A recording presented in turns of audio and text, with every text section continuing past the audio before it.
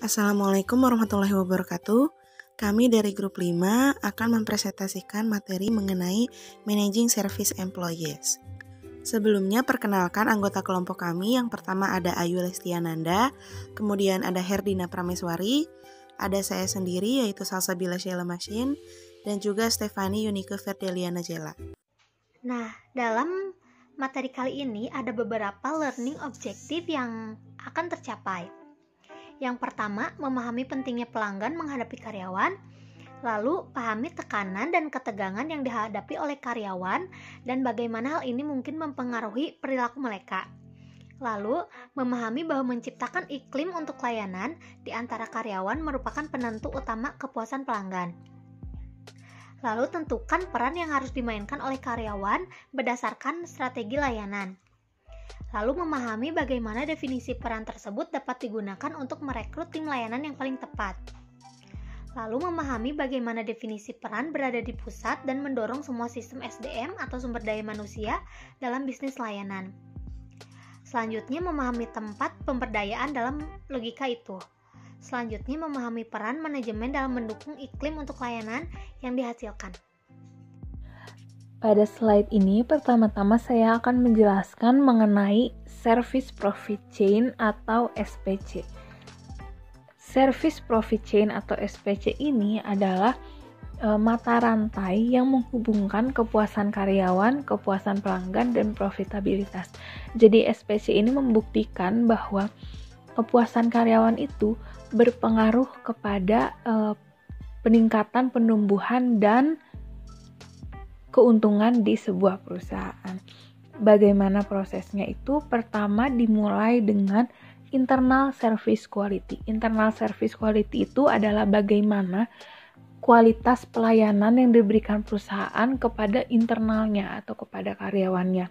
Bisa dilakukan dengan cara workplace design, yaitu mendesain tempat kerja itu dengan nyaman. Lalu ada juga job design, itu dengan cara mencocokkan karyawan dengan pekerjaan yang memang merupakan bagiannya dan memang merupakan keahliannya. Lalu ada juga namanya employee selection dan development, di mana perusahaan memperhatikan perkembangan dari karyawannya. Lalu ada juga employee rewards dan recognition. Itu adalah bagaimana perusahaan memberikan reward atau penghargaan kepada karyawannya.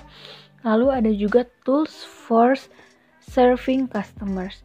Jadi perusahaan juga harus menyediakan alat atau sarana prasarana untuk menunjang karyawannya memberikan pelayanan kepada customer.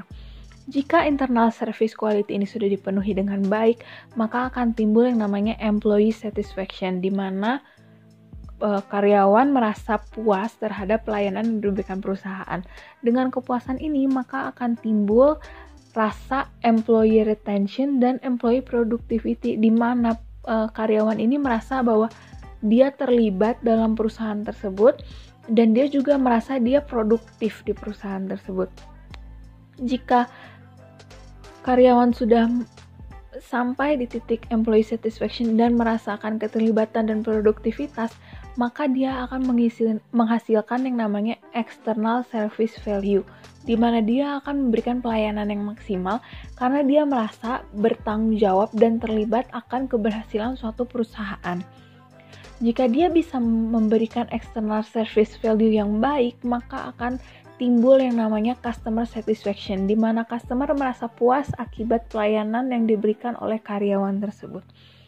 Jika customer sudah merasa puas, maka customer akan menjadi loyal atau yang namanya customer loyalty. Keuntungan dari customer yang loyal ini, mereka akan melakukan pembelian berulang dan mereka juga akan memberikan referensi kepada teman-temannya tentang perusahaan tersebut. Jadi, dengan adanya customer loyalty tentu akan meningkatkan pendapatan perusahaan dan juga akan meningkatkan keuntungan dari perusahaan tersebut. Disinilah bisa kita lihat bahwa dengan karyawan yang puas atau employee satisfaction itu sangat berpengaruh pada pertumbuhan pendapatan dan keuntungan di sebuah perusahaan. Service provider as boundary spanners. Jadi boundary spanners ini adalah istilah untuk orang-orang yang bekerja sebagai contact service, di mana pada waktu yang sama mereka harus mampu menjalankan dua fungsi, yaitu berinteraksi dengan eksternal perusahaan dan juga memahami internal organisasi di sebuah perusahaan. Jadi tugas utama dari boundary spanners ini adalah sebagai jembatan atau menjembatani antara organisasi dengan lingkungan atau dunia di luar organisasi. Primary purposes atau fungsi utama dari boundary spanners ini, yang pertama itu ada information transfer. Information transfer itu di mana mereka harus mampu menjelaskan dan menyampaikan kepada customer informasi tentang perusahaan tersebut. Dan juga fungsi kedua mereka itu adalah representation. Mereka harus mampu merepresentasikan customer kepada perusahaan. Apa yang terjadi sebenarnya dengan customer di lapangan, apa yang benar-benar menjadi kebutuhan customer, mereka harus mampu merepresentasikan hal tersebut kepada perusahaan. Nah, the service provider spectrum range from subordinate service roles to professional service roles. Subordinate service roles ini biasanya pada umumnya itu merupakan peran bawahan dan berada di posisi terendah dalam hierarki organisasi di sebuah perusahaan. Professional service role ini biasanya yang berada di atas subordinate service dan memegang kendali atau mengelola subordinate service roles ini. Contoh dari subordinate service roles ini yang biasa kita temui itu adalah waiters atau pelayan dan juga porters atau kuli bangunan. Mereka merupakan subordinate service roles. Sources of conflict for contact service personnel. Karena kita tahu tadi bahwa boundary spanners ini memiliki dua fungsi penting yang bisa dibilang berlawanan, di mana mereka harus mampu menyampaikan informasi perusahaan, tapi pada saat yang sama mereka juga harus melayani keinginan customer, maka akan timbul beberapa konflik. Yang pertama adalah person role conflict, di mana mereka dituntut perusahaan untuk selalu jadi orang yang membantu customers dan harus selalu menjadi orang yang senang, sedangkan belum tentu mereka sedang merasakan hal-hal yang bahagia atau belum tentu mereka sedang merasakan kemampuan untuk membantu customers tersebut. Hal itu bisa menjadikan konflik di dalam diri si boundary spanners ini. Yang kedua, organization client conflicts. Organization client conflicts ini di mana permintaan klien bertentangan dengan ketentuan dari organisasi atau perusahaan tersebut. Contohnya, misalkan pada suatu restoran, sebuah klien meminta untuk menambah roti gratis, sedangkan ketentuan dari perusahaan bahwa roti itu harus dibeli oleh perusahaan dan tidak bisa dikasih secara gratis. Hal ini bisa menimbulkan konflik sehingga membuat boundary spanners ini atau contact service yang bekerja menjadi tertekan. Hal yang terakhir adalah inter-client conflicts. Suatu perusahaan tentu mempunyai lebih dari satu clients dengan kebutuhan yang berbeda-beda. Sedangkan antara klien ini bisa saling mempengaruhi. Jika antara clients ini saling mempengaruhi opini, maka akan membingungkan si contact service atau boundary spanners yang bekerja. Nah, hal-hal tersebut bisa menimbulkan perasaan stres yang bisa ditunjukkan dengan dissatisfaction atau ketidakpuasan, frustration atau timbulnya frustasi, dan turnover intention, di mana karyawan merasakan atau berniat untuk pindah dari perusahaan tersebut. Coping strategies and implications for customers. Komplain paling utama yang diberikan customer tentang pekerja di sebuah perusahaan, tentang pelayanan yang diberikan perusahaan itu, yang pertama, customer merasa bahwa pekerjaannya itu apatis. Yang kedua, brush off, di mana customer merasa ditolak atau diabaikan oleh si pekerja tersebut, si pegawai tersebut. Lalu juga customer merasa coldness atau pelayanan yang diberikan itu sangat dingin. Lalu condescension, di mana customer merasa direndahkan. robotism dan rulebook, di mana customer merasa bahwa pelayanan yang diberikan itu terlalu terpaku pada peraturan dan dingin. Lalu juga ada run around, karena customer merasa bahwa si pegawai itu tidak fokus melayani hanya dia saja. Nah, these behaviors can be understood as a fight for control. Jadi bisa juga perilaku ini dilakukan oleh para pekerja atau para pegawai karena mereka sedang berusaha atau fight for control gitu. Pembahasan berikutnya itu tentang employees often adopt a number of responses. Jadi beberapa respon yang diberikan oleh karyawan jika mereka sedang merasakan konflik. Yang pertama itu avoiding the customers atau mengabaikan customer. Inilah yang biasa customer rasakan, bahwa pelayanannya itu dingin atau mereka merasa diabaikan, ditolak dan direndahkan karena respon dari karyawannya itu adalah mereka avoiding the customer. Lalu yang kedua itu ada moving into a people processing mode, di mana mereka menganggap customer ini sebagai objek mati dan bukan sebagai seorang individu. Makanya pada mode ini atau pada saat-saat ini customer merasa bahwa pelayanan yang diberikan itu adalah robotism atau rulebook, karena mereka tidak merasakan empati dari karyawannya. Lalu yang ketiga itu ada adding physical symbol in their office to increase sense of control. Jadi mereka merasa bahwa simbol-simbol fisik itu bisa meningkatkan kontrolnya atau kekuasaannya sebagai seorang karyawan. Atau setidaknya mereka bisa sense of control, merasakan kekuasaan itu. Lalu yang terakhir itu ada overacting their role. Jadi mereka memerankan perannya secara berlebihan. In extreme cases, the role conflict and ambiguity can lead to, jadi pada kasus-kasus yang ekstrim ini, konflik peran itu bisa menimbulkan yang pertama itu acts of service sabotage. Jadi mereka itu memberikan service yang tidak baik dalam rangka untuk mensabotase pelayanan di perusahaan tersebut. Yang kedua itu siding completely with customer. Jadi pada respon ini mereka biasanya berusaha untuk mengambil simpati dari customer. Baik, selanjutnya saya akan menyampaikan materi mengenai creating a climate for service atau menciptakan iklim layanan.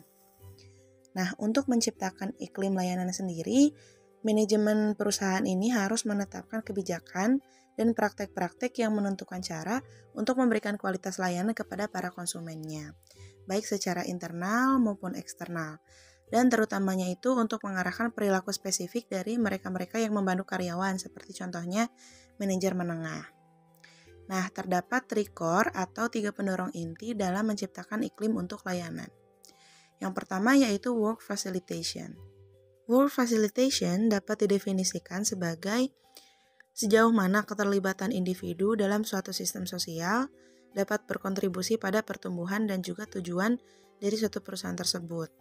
Nah, work facilitation ini juga menyangkut tentang menyatukan berbagai kelompok orang dan memudahkan mereka bekerja sama untuk menemukan solusi atas suatu masalah. Karena istilah memfasilitasi sendiri berasal dari bahasa Latin, yaitu facilis yang berarti membuat lebih mudah atau membuat mudah.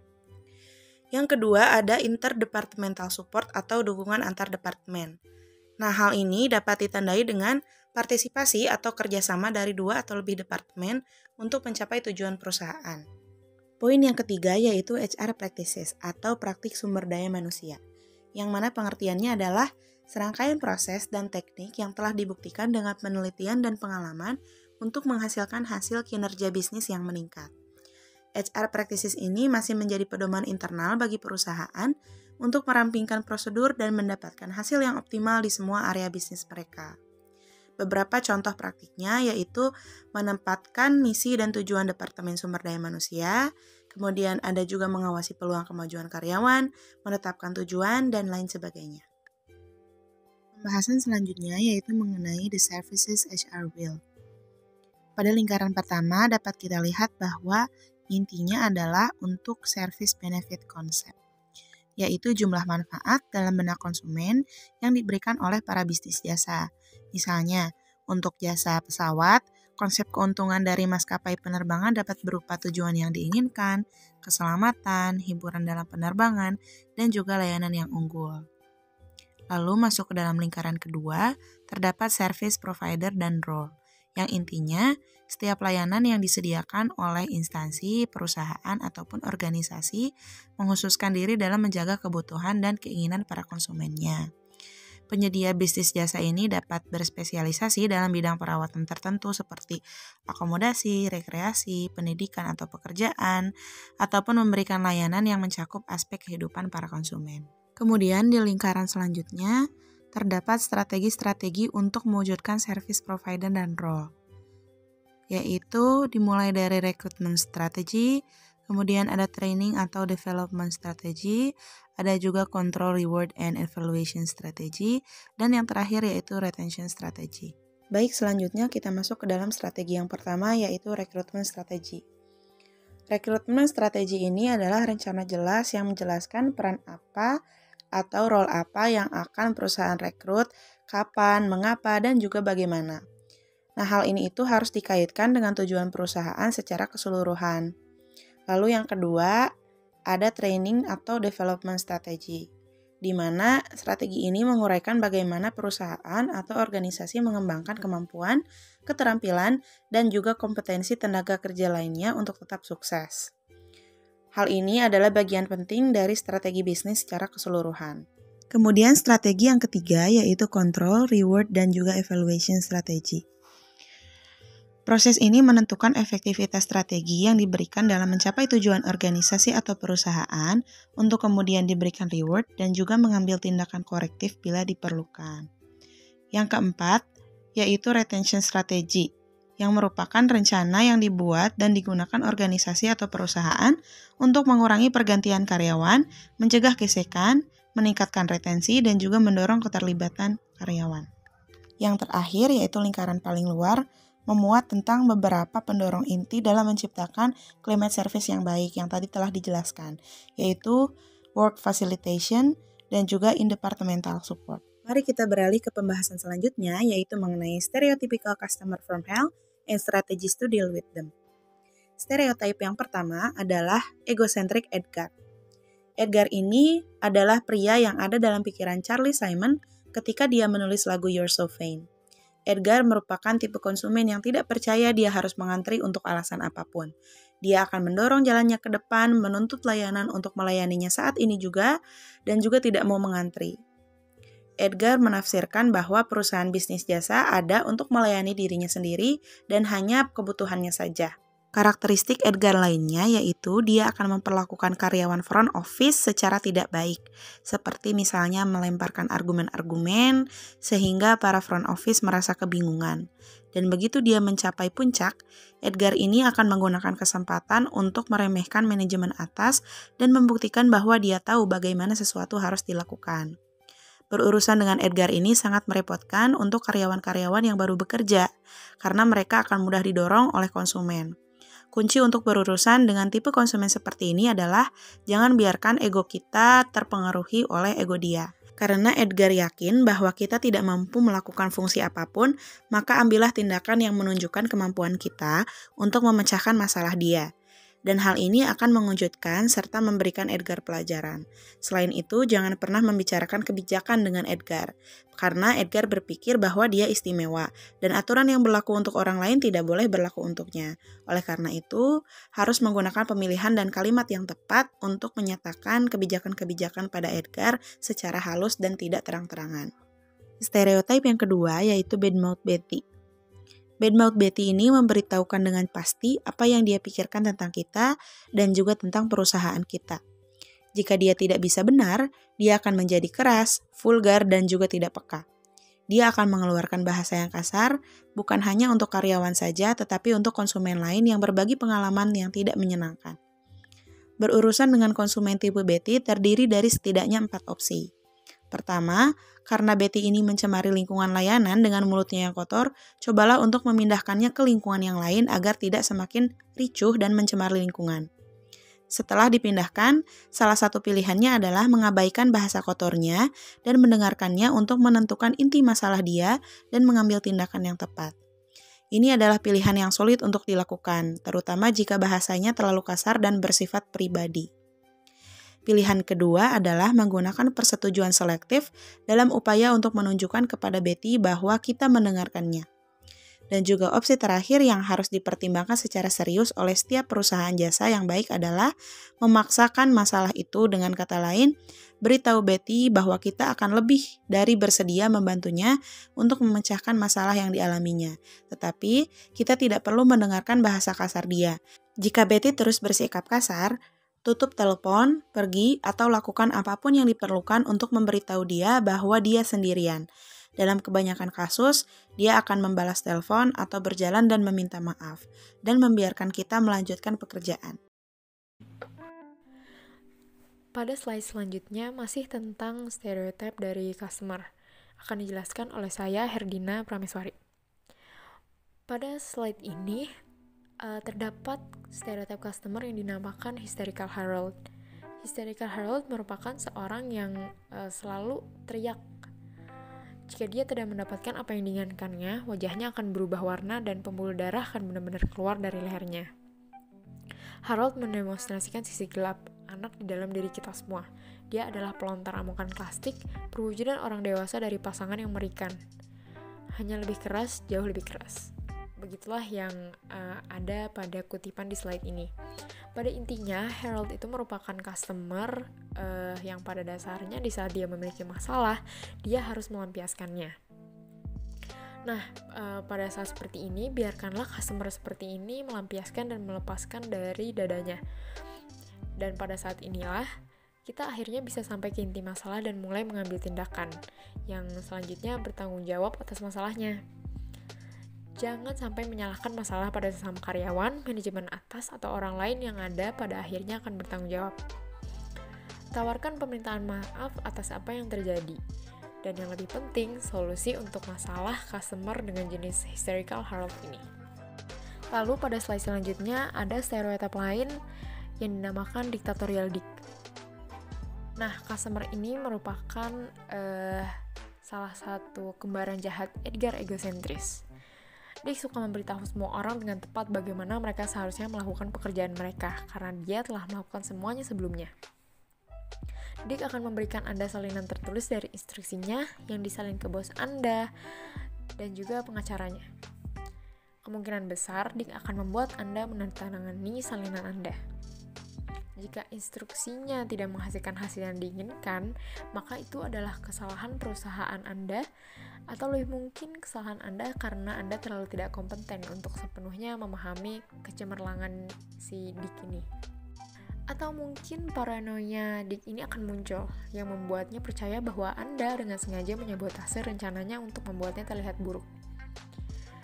Berurusan dengan customer seperti ini akan menguji kesabaran siapapun. Kunci utamanya adalah jangan biarkan dia mendorong Anda.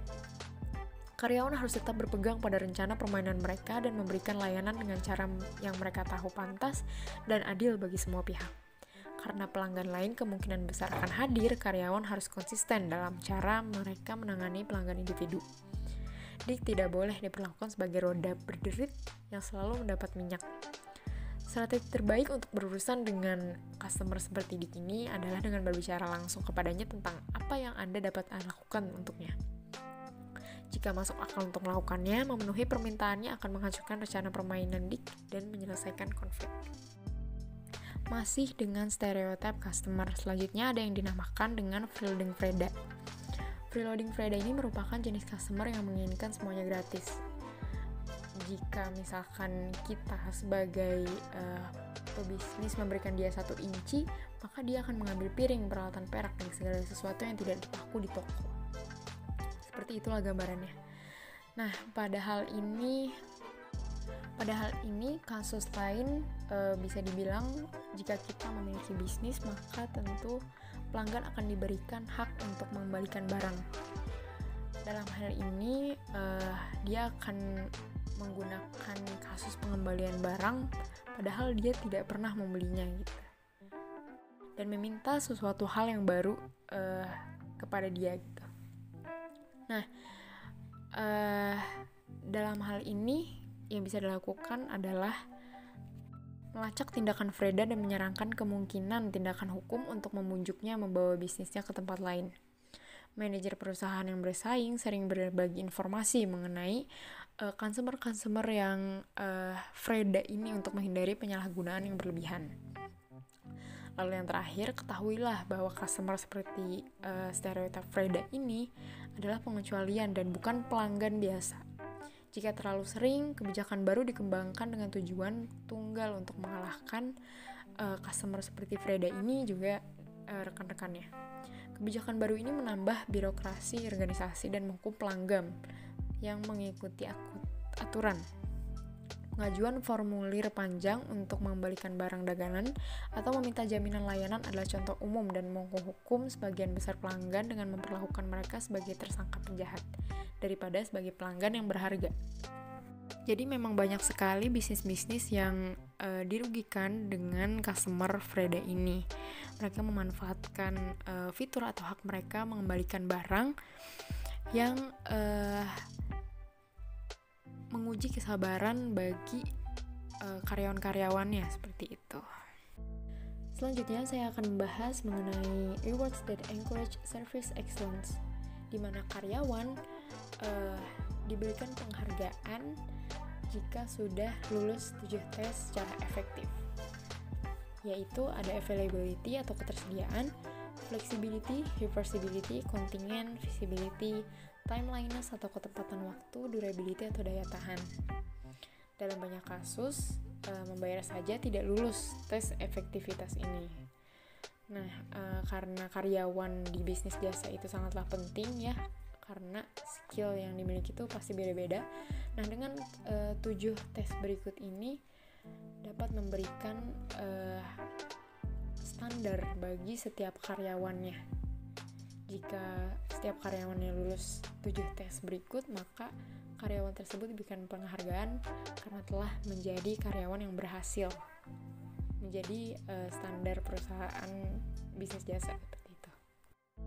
Lalu slide selanjutnya saya akan membahas mengenai empowerment and enfranchisement. Empowerment yang berarti pemberdayaan memiliki arti melonggarkan garis depan. Sedangkan enfranchisement merupakan pemberdayaan berpasangan dengan sistem penghargaan yang mengakui orang atas kinerja mereka. Pemberdayaan dan pemberian hak membangun peningkatan rasa akuntabilitas pada karyawan. Nah, seperti yang sudah saya katakan bahwa kedua hal ini merupakan hal yang paling penting dalam membangun rasa akuntabilitas pada setiap karyawan atau pertanggungjawabannya seperti itu. Selanjutnya, pada slide 19 saya akan menjelaskan mengenai the continuum of empowerment.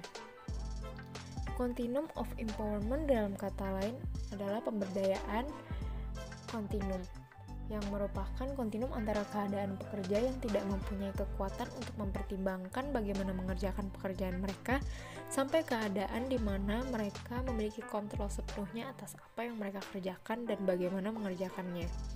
Dengan pemberdayaan, telah terjadi pergeseran kekuasaan kepada tim pekerja yang diperbolehkan membuat keputusan sendiri. Materi selanjutnya yaitu level of empowerment. Yang pertama ada suggestion involvement. Suggestion involvement atau keterlibatan saran sering memberdayakan karyawan untuk merekomendasikan saran untuk meningkatkan operasi perusahaan. Karyawan tidak dibiarkan untuk menerapkan saran itu sendiri, tetapi didorong untuk menyarankan perbaikan untuk tinjauan secara formal. Perusahaan yang memanfaatkan keterlibatan saran ini biasanya mempertahankan program saran formal yang secara proaktif meminta saran karyawan. Adapun quality circles yang sering melibatkan sekelompok kecil karyawan dari berbagai departemen di perusahaan juga digunakan sebagai sesi brainstorming untuk menghasilkan saran tambahan. Contoh sukses dari perusahaan dalam program suggestion involvement ini yaitu ada McDonald's, yang karyawannya merekomendasikan pengembangan produk seperti Big Mac dan Egg McMuffin. Yang kedua ada job involvement. Job involvement atau keterlibatan pekerjaan memungkinkan seorang karyawan untuk memeriksa isi pekerjaan mereka sendiri dan menentukan peran mereka dalam organisasi. Perusahaan yang terlibat dalam job involvement menggunakan tim karyawan secara ekstensif untuk perbaikan sistem penyampaian layanan perusahaan. Berbeda dengan suggestion involvement, karyawan yang terlibat dalam job involvement menggunakan berbagai keterampilan, memiliki lebih banyak kebebasan, dan menerima feedback yang luas dari manajemen, karyawan, dan pelanggan. Namun, higher level decisions dan reward allocation decisions tetap menjadi tanggung jawab dari manajemen puncak di perusahaan. Dan yang terakhir yaitu high involvement. Pada dasarnya, tujuan dari high involvement adalah melatih orang untuk mengelola dirinya sendiri. Pelatihan ekstensif digunakan untuk mengembangkan keterampilan dalam kerja tim, pemecahan masalah, dan operasi bisnis. Selain itu, karyawan mengendalikan sebagian besar dari reward allocation decisions melalui pembagian keuntungan dan kepemilikan karyawan atas perusahaan. Materi selanjutnya yaitu the role of management. Servis personel harus didukung oleh semua tingkatan manajemen. Mulai dari yang paling atas, hanya senior manajemen lah yang dapat memastikan bahwa fondasi tersebut sudah ada. Mereka lah yang harus berinvestasi dalam teknologi inti yang memungkinkan frontline team melakukan pekerjaan mereka. Dan yang terpenting, manajemen senior lah yang harus memastikan bahwa fungsi dan departemen diselaraskan di belakang konsep manfaat layanan dan tidak kehilangan fokus pada pelanggan. Mereka juga dapat memiliki dampak langsung pada iklim layanan dengan walking the talk. Mereka harus berfokus pada pelanggan. Banyak perusahaan yang memformalkan hal ini dengan memiliki hari khusus ketika tim manajemen menjadi tim frontline untuk mendapatkan pengalaman langsung dari konsumen. Lalu, middle managers harus mengelola krisis dan memindahkan penghalang jalan untuk layanan yang baik keluar dari jalan. Hal ini bagi mereka untuk menghilangkan tekanan dengan melakukan beberapa frontline work, seperti manajer restoran yang terlihat membersihkan meja saat keadaan restoran tersebut sibuk. Dan materi yang terakhir adalah Customer Relationship Management atau CRM. CRM adalah proses mengidentifikasi, menarik, membedakan, dan mempertahankan pelanggan. CRM memungkinkan perusahaan untuk memfokuskan upayanya secara tidak proporsional kepada kliennya yang paling menguntungkan. CRM didasarkan pada pepatah lama bahwa 80% keuntungan perusahaan berasal dari 20% pelanggannya. Oleh karena itu, 20% harus menerima layanan yang lebih baik daripada 80%. Misalnya, ketika perusahaan plastik berfokus pada pelanggannya yang paling menguntungkan, ia memangkas basis pelanggan perusahaan dari 800 menjadi 90 dan meningkatkan pendapatan sebesar 400%. Meningkatnya penggunaan praktik CRM, di mana pelanggan yang bervalue tinggi diperlakukan lebih unggul daripada pelanggan yang bervalue rendah, dapat dikaitkan dengan beberapa tren eksternal. Lalu alasan lain CRM saat ini menjadi mode adalah karena biaya tenaga kerja meningkat. Namun tekanan persaingan membuat harga tetap rendah. Hasil akhirnya adalah bahwa margin kotor telah dikurangi menjadi 5-10% di banyak industri.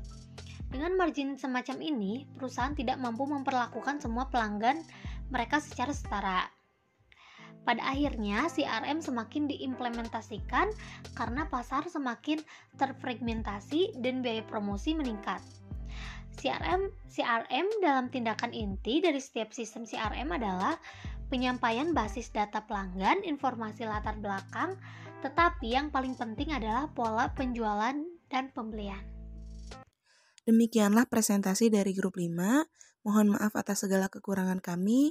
Terima kasih atas perhatiannya dan semoga apa yang telah kami sampaikan dapat menjadi ilmu yang bermanfaat. Wassalamualaikum warahmatullahi wabarakatuh.